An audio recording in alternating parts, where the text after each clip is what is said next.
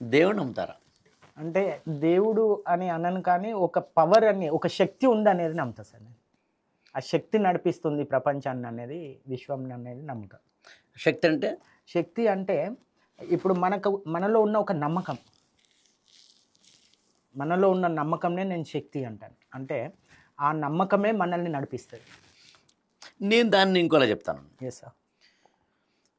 దేవుడు అనే కాన్సెప్ట్ని మనిషిగా మనం క్రియేట్ చేసుకున్నాం. ఎస్. దాని అర్థం దేవుడిని తక్కువ చేయడం కాదు, యా, దేవుడి పట్ల ఉండే విశ్వాసాలను తక్కువ చేయడం కాదు, ఏ మతస్థులైనా. ద కాన్సెప్ట్ ఆఫ్ గాడ్ అనే దాన్ని ఎలా మనం క్రియేట్ చేసుకున్నాం.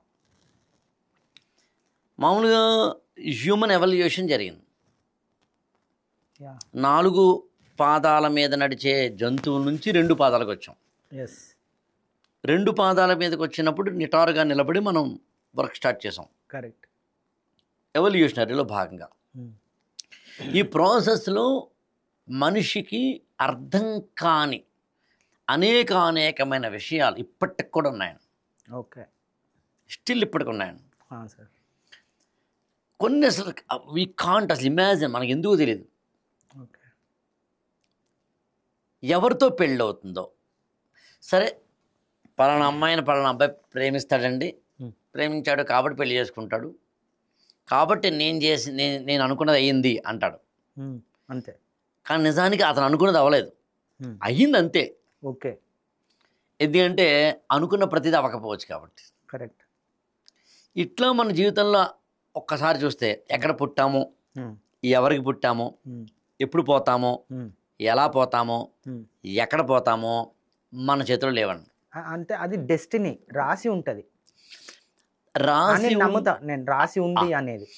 రాసి ఉంది అని అనకపోతే మనం చాలా ఇబ్బందులు పడతాం కాబట్టి అది ఆ స్టేట్మెంట్ చెప్పుకుంటాం. It is a convenient statement అండి.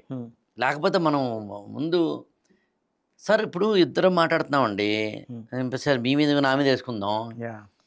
ఇప్పుడు సరిగ్గా నేను మీతో మాట్లాడుతున్న సమయము సరిగ్గా సాయంత్రం 4:45 అయిందండి. 4:49 నేను బతికుంటాను గ్యారెంటీ ఇవ్వగలరా? లేదు, ఇవ్వలేదు. ఇవ్వలేం. 4:45 నుంచి 49 అంటే 1 మినిట్లోనే ఏం జరగచ్చు. సో దాన్ని ఏమంటారు? అదే కదా రాసి ఉండటం. నిజానికి కాదు. ఓకే. నిజానికి కాదు. అలా అనుకోకపోతే మనం బతకలేం. ఓకే. దాని పజిల్ మనకు అర్థం కాకపోతే మెంటలెక్కిపోతుంది. ఓకే. ద బెస్ట్ ఏంటంటే అసలు ఇవన్నీ లేకుండా అటువైపు థింక్ చేయకుండా మనం దానికి రాసి పెట్టి ఉండడం అని రాసుకుంటాం. ఓకే. అది తప్పంటం లేదు. అది ఎలా పుట్టిందో చెప్తున్నాను మీకు.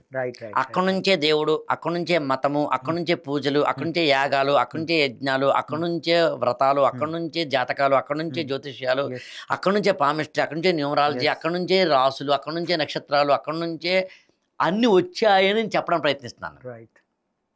ఇవన్నీ నమ్మద్దంటలేదు నేను, గుడ్డిగా నమ్మద్దంటున్నాను. కరెక్ట్. ఓకే.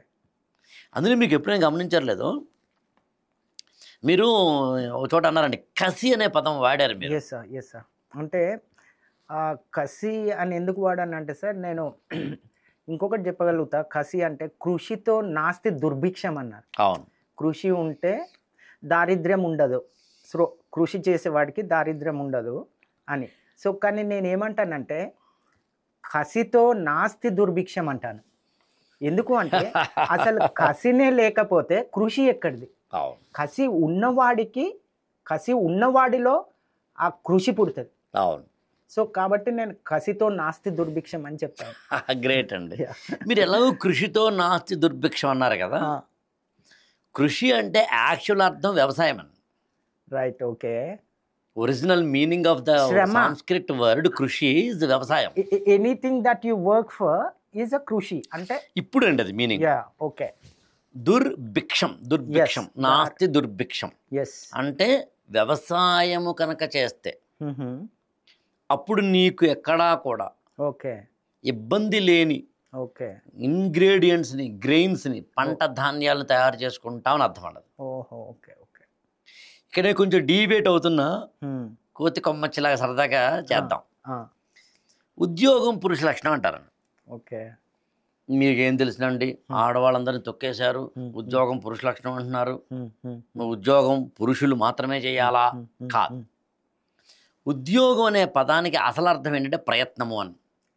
అందుకే మహాభారతంలో 4వ పర్వము ఉద్యోగ పర్వం అని. ఓకే. ఆది పర్వము, సభా పర్వము, అరణ్య పర్వము, ఉద్యోగ పర్వం, విరాట పర్వం. ఈ ఉద్యోగ పర్వం అంటే రాయబార ప్రయత్నాలు చేసేది. పురుష అంటే మగవాడని కాదని, మనిషి అని. Right right right. ఉద్యోగం పురుష లక్షణం అంటే అర్థం ఏంటంటే ప్రయత్నించడం మానవుడి లక్షణం అని. Right. Not for human being female male. అసలు మీరు కృషి అన్నప్పుడు గుర్తొచ్చింది. కరెక్ట్. అందుని మీరు చెప్పింది ఎందుకు నేను దాని అంతలా చెప్తాను. ఇప్పుడు కృషి అనే వ్యవసాయం తీసేస్తే కసితో నాసి దుర్భిక్షం అంటే అసలు గొడవ లేదు కదా. కరెక్ట్. అంటే కసితోటి నువ్వు పని చేయి. రైట్. కరెక్ట్. అది వ్యవసాయమైనా సరే, వ్యాపారమైనా సరే, వ్యవహారమైనా సరే, ఉద్యోగమైనా సరే, మరోడైనా సరే. ఇంకా దుర్భిక్షం ఉండదు. దుర్భిక్షం అనేది ఇంకా ఆటోమేటిక్గా ఉండే అవకాశం లేదు. ఇంకా దుర్భిక్షం అన్నప్పుడు ఇంక పేదరికం లేదు. పేదరికం లేకపోవడం అంటే అర్థం ఏంటంటే ఇంక డబ్బులు వస్తాయి, డబ్బుతో పాటు పదవి, హోదాను ఇంకోటి వస్తాం. You lead a comfortable life. Exact. So మళ్ళీ ఇందాక నేను చెప్పిన చోటుకు వస్తా.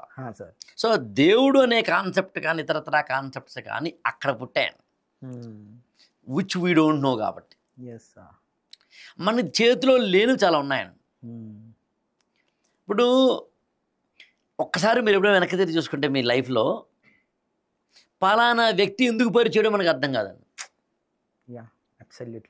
పలానా వ్యక్తి పరిచయం వెనకాల ఏముందో కూడా మనకు తెలియదు. అసలు మనకి తెలియదు. నేను మీరు నమ్మరండి, ఒకసారి వైజాగ్ వెళ్ళాను. వైజాగ్ నుంచి ఎయిర్పోర్ట్లో నేను ఫ్లైట్లో హైదరాబాద్ వస్తాను. ఫ్లింట్ క్లబ్ అని ఒక ఐటీ టెక్నాలజీ బేస్డ్ ఒక కంపెనీ, దాని యొక్క చైర్మన్ ఆయన యూఎస్లో ఉంటాడట, ఇండియా వచ్చాడు. ఆయన వైజాగ్ బేస్డ్. ఆయనతో పాటు వాళ్ళ కంపెనీకి సంబంధించిన ఇంపార్టెంట్ 2-3 ఉన్నారు, సిఎఫ్ఓ ఇలా. వాళ్ళు నన్ను కలిశారు. సార్ మీ వీడియోలు చూస్తాం. కట్ చేస్తే వాళ్ళు మళ్ళీ హైదరాబాద్ వచ్చిన తర్వాత నా ఫోన్ నెంబర్ తీసుకున్నారు. మీ ఇంటికి ఒకసారి రావాలనుకుంటే వచ్చారు. వాళ్ళది ఒక ఫంక్షన్ ఒకటి పెట్టుకున్నారు. ఆ ఫంక్షన్ నన్ను చీఫ్ గెస్ట్గా రమ్మన్నారు. వెళ్ళాను. ఇప్పుడు నేను ఆ కంపెనీకి మెంటార్గా ఉన్నాను. అంటే ఎయిర్పోర్ట్లో వాళ్ళు కలవడం ఏంటి, ఆ జర్నీ ఏంటి, ఇందులో నాకు ఫినాన్షియల్ కూడా లాభమైంది కదా, ఒక మంచి స్నేహం అయితే లభించింది కదా. కరెక్ట్. 20 మందితోటి వాళ్ళు నాకు పరిచయం అయినప్పుడు 20 మందితోటి కూడిన కంపెనీ, నేను పరిచయం అయిన తర్వాత వాళ్ళు 42 మంది, అంటే 20 అరౌండ్ ఒక 20 మంది ఎంప్లాయీస్ని నేను అపాయింట్ చేసుకునేలాగా వాళ్ళని పుష్ చేశా. చేయాలి అంటే ఇది మాట్లాడుతుంది ఐ థింక్ 3 ఏళ్ల కిందటి నుంచి. అంటే 2 ఏళ్లలో వాళ్ళ గ్రోత్ ఉంటేనే కదా, ఊరికనే ఎంప్లాయీస్ని పెట్టుకోరు కదా. ఇప్పుడు నాకు ఆ రోజు వాళ్ళు పరిచయం కాకపోతే ఆ కంపెనీ అక్కడ అనుకుందాం సరదాగా ఇంకొక 22 మందికి అయితే ఎంప్లాయ్మెంట్ లేదు కదా. సో ఇలా మనం థింక్ చేయడం మొదలు పెడితే ఎప్పుడు ఎక్కడ ఎవరితో ఏ విధమైన ముడిపడి ఉంటుందో తెలియదండి. ఎప్పుడు ఏ ముడిపడి ఎవరితో విడిపోతుందో తెలియదు. అబ్బా భలే క్వశ్చన్ అండి. చాలా సింపుల్ అండి. మానవుడు మైగ్రేట్ అవుతాడు కాబట్టి. మైగ్రేట్ అనే పెద్ద పదం అక్కర్లేదు. మానవుడు మూవ్ అవుతాడండి. ఓచాడు కూర్చోడు. నేనేదో అటు వెళ్తుంటాను, సిద్ధు పరిచయం అవుతాడు. నేను ఇటు వెళ్తూ ఉంటాను, సిద్ధు ఏమంటాడంటే సార్ రమేష్ గారిని పరిచయం చేస్తాను సార్ అంటాడు. రమేష్ గారు ఆకళ్ళ పరిచయం అవుతారు. సరే మీకు పని చేద్దాం సార్, పలానాయన పరిచయం చేస్తాను సార్ అంటారు. సార్ రమేష్ గారు మీరు నమ్మరు, నాకు ఒక ఫ్రెండ్ మీకు ఖచ్చితంగా పరిచయం కావాలి అంటాం. ఈ పరిచయాలంటే దీన్ని అంతటినీ కలిపి నేను ఏమంటానంటే 2 పదాలు వాడతాను. మ్యాథమెటిక్స్ తెలిసినోడికి అర్థమవుతుంది.